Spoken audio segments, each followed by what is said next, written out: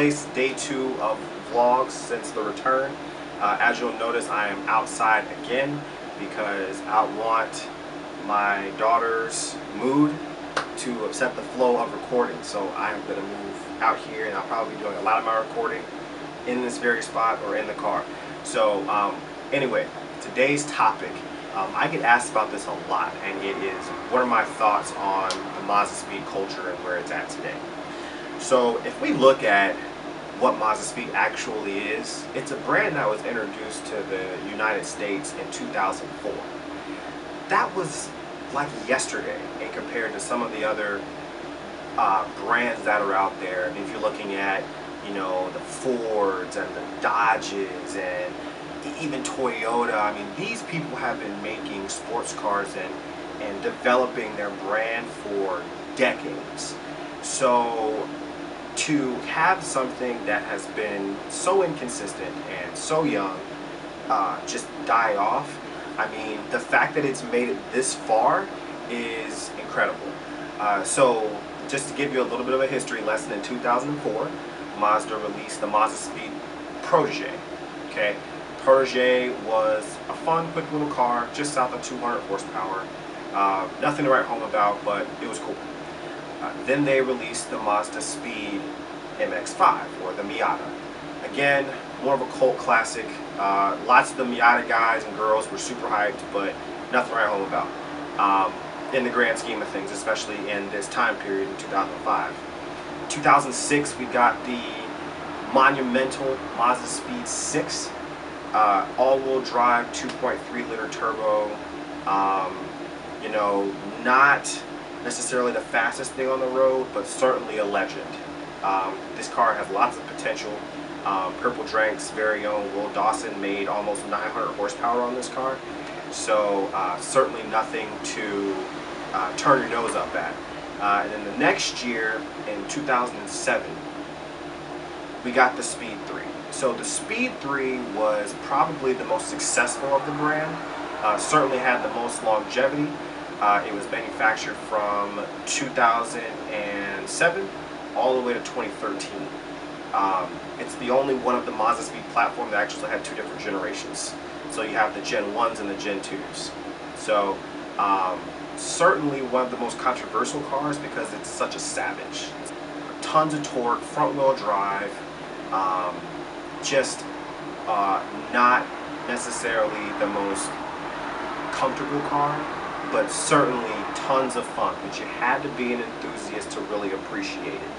I would even argue maybe it's not the most stylish when compared to, you know, the WRX Impreza or some of the other options that were out there.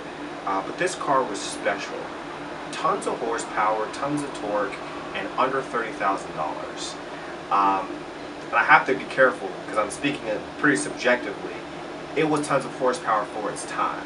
You know, now you can buy cars from some of those iconic brands for, you know, north of 30, 40 grand, but they make almost double the horsepower that the Mazdaspeed makes. So it's a tough culture to sustain, especially with how technology is growing so quickly. You know, you've got something like the Civic Type R, which is also a hatchback, front-wheel drive, about 306 horsepower, but it's $50,000. This car was never even 30. Okay, so with the fact that Mazda has already said they're done with the Mazdaspeed platform as a whole. A couple of the CX models with the Sky Active motors are boosted. I hate to even use that term. They're turbocharged. But they have no intention of ever going back to a boosted hatch. Okay? And the fact of the matter is that other companies are. So my prediction is that the culture, the way it is right now, is probably the best it's going to be. It won't have the highest quantity of people, but there will be the highest quality of people. These people that are left are the dedicated. You know, we're going to keep building our motors. We're going to keep up with our cars. You know, we're going to keep pushing the limits, keep doing things that are going to prove this car really is special. And if I had to give you guys someone who really represents that idea, it's my boy Impossible. Impossible has a YouTube channel where he really demonstrates the real potential of this car. Multiple setups, a couple different turbos.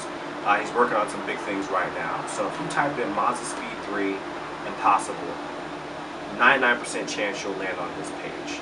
But if you are really interested in seeing what this platform is going to do, I would encourage you to stick around. Because again, the people that are left are really going to show you what we're capable of, myself included. So and I appreciate the fact that you guys have even stood with us this long. If you've got a Mazdaspeed out there, you can empathize with exactly what I'm talking about. And I would encourage you to hang in there. You know, it's a fun thing. It's a challenge, you know, to find parts and things like that. You know, there's only one company right now that specializes in Mazdaspeed 3 parts to the degree that I'm referring to, and that company is Sport. A little expensive, but from the standpoint of actual support, like, that company specializes in our cars. I feel like their engineering starts with OEM and then they sort of improve from there. And in a lot of ways, that's better engineering than trying to reinvent the wheel. So, definitely appreciate everything that they're doing. Certainly appreciate what Purple Drink is doing as far as continuing to support us from an e-tuning platform effort. And I would just encourage you guys to hang in there. It's going to get fun from this point moving forward. That's really it for today. Anyone that's out there that's still dedicated themselves and their time and their money to this platform, I applaud you. I know it's hard, but just hang in there. I promise you, the things that are happening right now are going to be just completely dynamic.